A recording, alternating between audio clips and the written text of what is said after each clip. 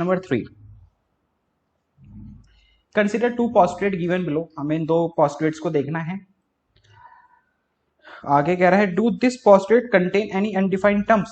तो कह रहा है कि इन दोनों पोस्टुलेट्स में कुछ ऐसी टर्म्स है जो अनडिफाइंड है, मतलब इनकी डेफिनेशन नहीं दी हुई है। Okay, are this postulate consistent, हमें बताना है क्या ये पोस्टुलेट कंसिस्टेंट है। Okay, do they follow Euclid postulates, क्या ये यूक्लिड पोस्टुलेट्स है। एक्सप्लेन करना है हमें, ये तीन क्वेश्चंस के जवाब देने हैं हमें कि ये अनडिफाइंड है या नहीं, पोस्टुलेट कंसिस्टेंट है या नहीं, या ये यूक्लिड पोस्टुलेट है या नहीं। तो पढ़ते हैं भाई। Given any two distinct points A and B, there exist a third point C which is in between A and B.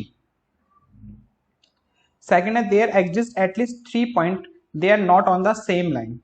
ठीक है, तो देखो इसमें अनडिफाइंड टर्म तो है बेटा। जैसे देखो इसमें ए और बी एक लाइन है, ठीक है ना, 2 पॉइंट्स है, उनके बीच में एक थर्ड पॉइंट सी हमें दे रखा है।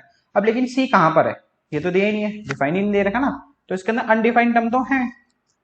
और ये पोस्टुलेट कंसिस्टेंट है या नहीं, चलो एकदम काम करते हैं, सीधा आंसर आपको क्या लिखना है वो बताते हैं आपको।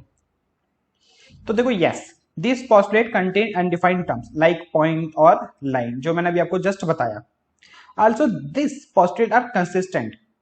अब ये पोस्टुलेट बड़ा कंसिस्टेंट है because they deal with two different situations, क्योंकि इसके अंदर दो डिफरेंट अलग अलग सिचुएशंस हैं। अब वो क्या सिचुएशन है देखो, उसको भी एक्सप्लेन कर रखा है हमने।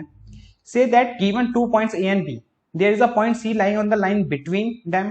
क्या जो ए और बी जो पॉइंट है, जो सी है, एकदम इनके बीच में लाई कर रहा है।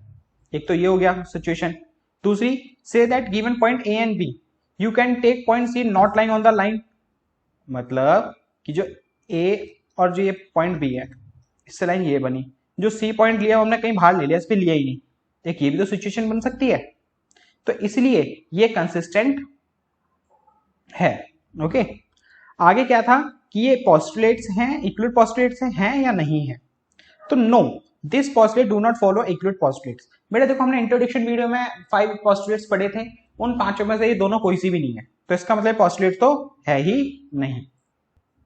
और इसी के साथ बेटा हमारा ये क्वेश्चन भी कंप्लीट।